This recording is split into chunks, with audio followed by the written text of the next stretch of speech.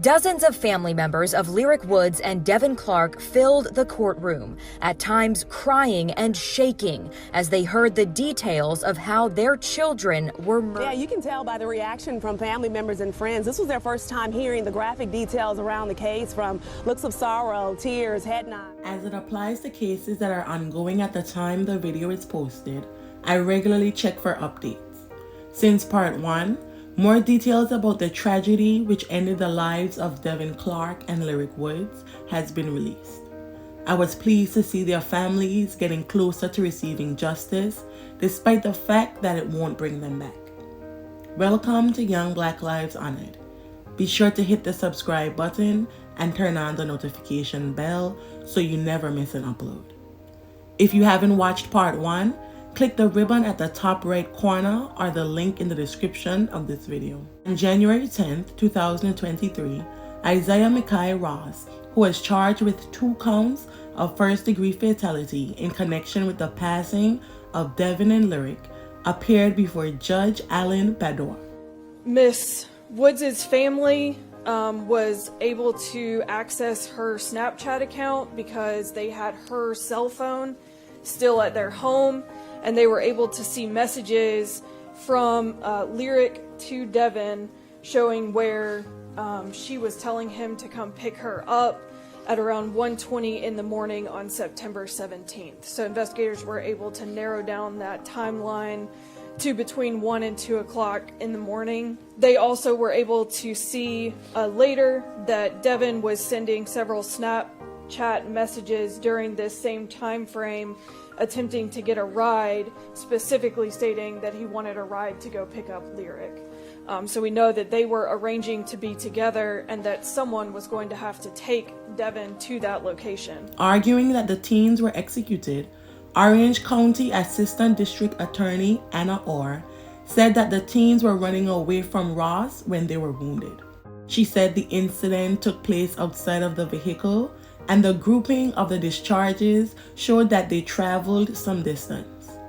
Clark was wounded at least 5 times, including 3 times in the back, once in the foot, once in the bottom of the heel, and once in the back of the head. Woods was wounded at least 4 times, including twice in the back, once in the arm, and once in the neck. Both the prosecution and defense acknowledged that the firearm, a 9mm, used in the tragic incident belonged to Devin's father. It was after they were discovered that Devin's dad did determine that a 9mm firearm was missing from his home. It was revealed that the delay in finding the bodies was largely because they had been dragged and hidden behind a tall bush. Both laying on their back, both with their arms outstretched in this direction. And they were hidden behind an area of tall brush, making them not visible from the roadway. And in fact, it took 36 hours for them to be located. According to the prosecution, an unidentified witness, who is a friend of Isaiah, informed authorities that Ross confessed to him that he had done something bad. The following Monday, the 19th, a witness came forward and contacted the sheriff's office to provide information. He stated that he saw this defendant, Mr. Ross, during the day on Saturday the 17th, that they got together to smoke, and that Mr. Ross made a statement to him that he had done something bad. Nothing more was said during that conversation. He thought it was a little strange, but they just went on with their activities. The following day, on Sunday the 18th, the same witness video chatted with Mr. Ross, and Mr. Ross gave him a version of events that he said happened in the early morning hours of Saturday the 17th. He said he picked up Devin, they went to go pick up Lyric, that Devin did bring a gun with him, that Devin was, quote, beaming him with the gun, and that they began to struggle over the gun while sitting in a car, that the, quote, went off in the vehicle, that he was able to overtake the gun from Devin, and that he shot Devin still while sitting in the vehicle. He told this witness that Lyric was in the back seat, that she was screaming, and that he shot her. He then stated that he dumped the bodies so that nobody would find them. Both of these conversations took place before the bodies had been discovered. This witness came forward first via phone and then later met with an investigator, provided a recorded statement with this same information. He also stated in the recorded interview that Mr. Ross actually showed him the gun that he said he used to shoot Devin and Lyric. After the bodies were discovered, this witness took a screen capture of the flyer that was circulating with Devin and Lyric's photo on it on social media, sent it to the defendant, and asked if these were the people he was talking about, to which the defendant responded yes. Ross's attorney, Jonathan Trapp, said his client knew one of the victims, but not both. Trapp challenged the prosecution's assertion that Ross was a flight risk and said the crimes the now 18-year-old were accused of were not of his character. Isaiah has a previous juvenile record in Delaware and was still on probation at the time of the incident. His attorney tried to explain why the man was arrested in Delaware after the crime. Trapp claimed his client was not evading law enforcement. Instead, the attorney said he was in Delaware because much of his family lives there and he was staying with them at the time due to an argument he had with his mother, who lives in North Carolina. With no animosity towards each other whatsoever. And so the state's saying that he theory knew is one, that but not these the other. individuals met up that night, and for some reason, a gun that was brought by Devin Clark was turned against him and Lyric Woods by Isaiah Ross. And that's it, with no other explanation, understanding whatsoever. And I believe that there's still a lot of gaps. The prosecution argued that Ross's cell phone identified his location after the crimes were committed. Surveillance video, which was obtained by investigators from the Petro Travel Center on Buckhorn Road, showed Ross visibly driving a white GMC Terrain in the lot.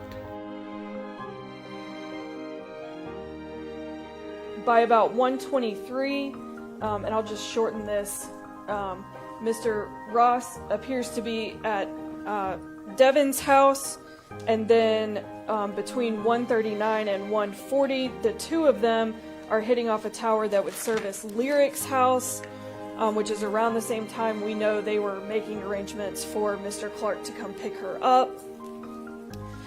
Between 1:45 and 2:15, both the defendant and Devin are hitting off of towers that would service the crime scene, multiple hits in that location at those times.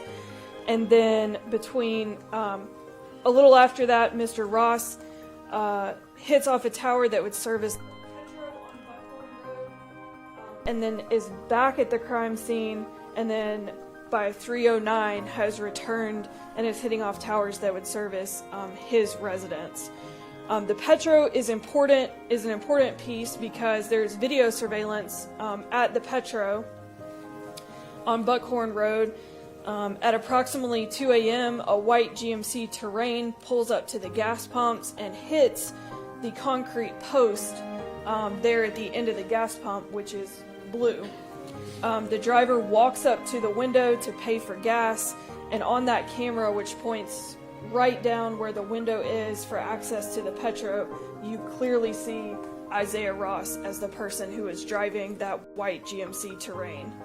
That same vehicle is captured on video surveillance at Brown's Enterprise, traveling north on Buckhorn Road and then traveling south again about 10 minutes later in this same time frame that he would be going. The motive still has not been revealed, and search warrants, which likely contain a lot of information about evidence and maybe a motive, were still sealed at the time of this video.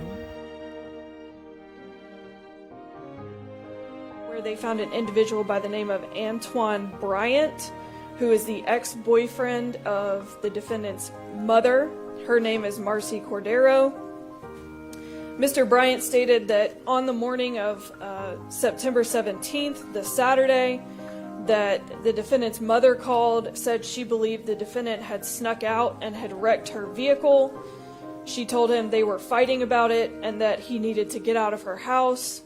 And so Mr. Bryant went over there, checked the car, saw damage to the front bumper area of the vehicle, and then took the defendant with him since his mother was kicking him out. He stayed with Mr. Bryant overnight, who then took him to the bus station in Raleigh on the evening of Sunday the 18th, and he departed for Delaware, which is where his dad lives, at 10 p.m. that evening.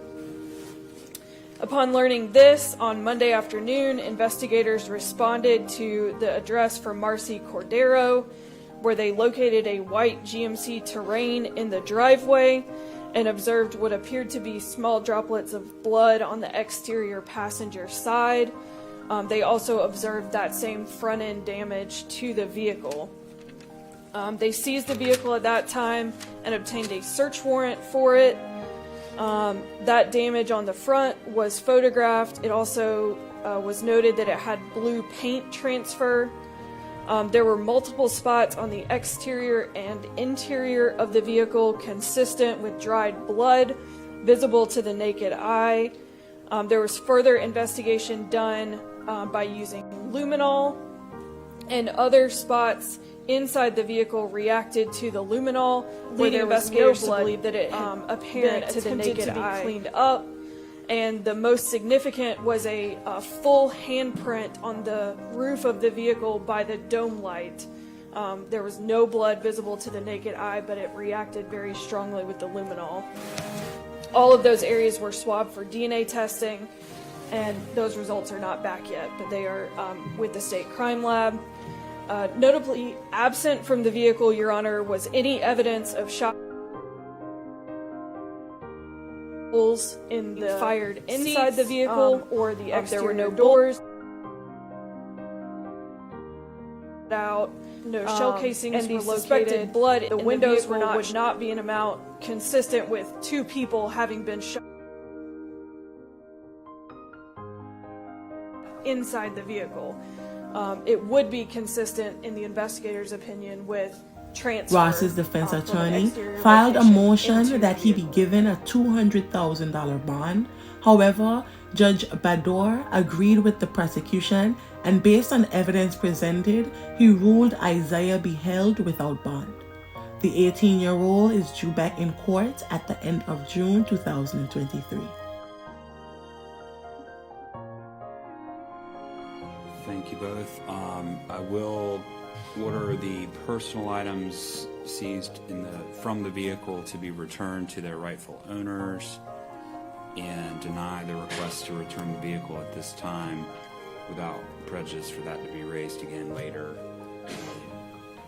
I find the state's argument for today's purposes incompleteness of the process would be compelling. Continue to be held without bond.